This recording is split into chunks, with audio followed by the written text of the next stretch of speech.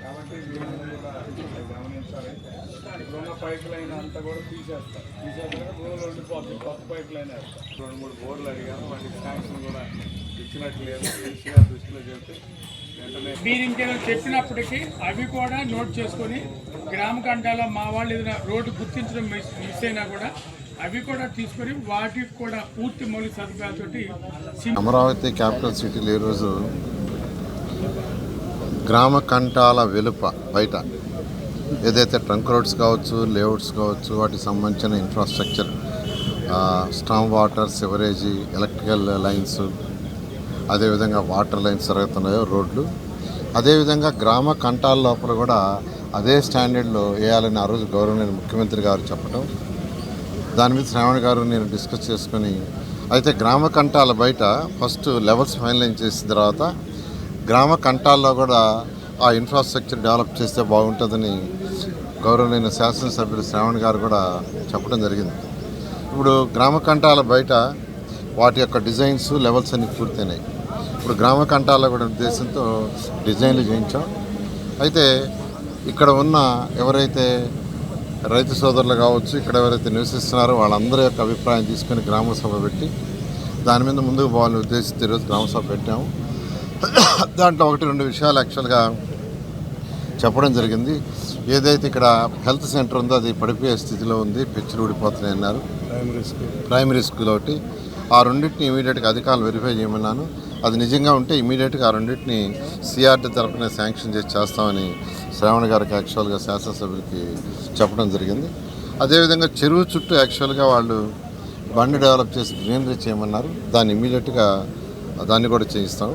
కళ్యాణ మండపం కావాలని ఎక్కడ అనేది యాక్చువల్గా ఎమ్మెల్యే గారు వాళ్ళు కలిసి డిసైడ్ చేస్తే దాన్ని కూడా యాక్చువల్గా చేయిస్తాం. ఇది కాకుండా గ్రామ కౌంటర్ సమస్యలు దాదాపు ఒక 10 మంది తీసుకొచ్చారు. దానికి ఒక కమిటీ వేస్తున్నాం. ఆ కమిటీ ఎవరైతే సమస్యలు ఉన్నాయో వాళ్ళందరినీ యాక్చువల్గా కలవమని వాళ్ళతో రిపోర్ట్ తీసుకోమన్నాం. ఆ కమిటీ ఫైనలైజ్ తొందరలో వచ్చేస్తుంది. ఎందుకంటే గ్రామ కంటాలు, రోడ్డు హిట్స్ మరియు జరీబ్, నాన్ జరీబ్ ఉన్నాయి. జరీబ్, నాన్ జరీబ్ ఫైనలైజ్ చేసాము, రోడ్డు హిట్స్ ఫైనలైజ్ చేసాం. గ్రామ కంటాలు ఒకటి. ఇది ప్రతి ఒక్కరిని ఎవరైతే అప్లికేషన్ ఇచ్చారో వాళ్ళందరూ ఇప్పుడు నా దగ్గర కూడా ఇప్పుడు దాదాపు ఒక 10 మంది ఇచ్చారు యాక్చువల్గాను. ఎంతో కాలం నుంచి సమస్య, దాన్ని కూడా చేస్తాం. అదేవిధంగా కొంతమంది అసైన్లు 88 మంది ఎంతో కాలం నుంచి ఉండారు. వాళ్ళని అధికారులు యాక్చువల్గా అక్కడి నుంచి ఖాళీ చేయమంటారు అనేది మాకు దృష్టికి వచ్చింది, మా ఇద్దరు దృష్టికి. దాన్ని యాక్చువల్గా అధికారులకు ఇన్స్ట్రక్షన్ ఇచ్చాం.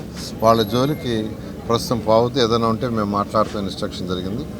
అదేవిధంగా ఫర్దర్గా కూడా ఈ వర్క్ ఏదైతే గ్రామాల్లో రోడ్డు కావచ్చు, తర్వాత వచ్చి స్టామ్ వాటర్, వర్షం వస్తే నీళ్లు పోయేదానికి రోడ్డుకు 2 పక్కల డ్రైన్స్, అదేవిధంగా ప్రతి ఇంటి బాత్రూమ్ నుంచి, కిచెన్ నుంచి, టాయిలెట్స్ నుంచి వాటర్ అండర్గ్రౌండ్లో పోయేటట్టుగా, అదేవిధంగా ఎల్ఈడి లైట్స్, ఇవన్నీ కూడా 6 నెలల్లో పూర్తి చేయమని అధికారులకు చెప్పాము. డిజైన్లు పూర్తి చేశారు. ఇవాళ గ్రామ కమిటీలు ఏదైనా ఇచ్చిన సలహాలను బేస్ చేసుకుని దాన్ని ముందుకు పోవడం జరుగుతుంది.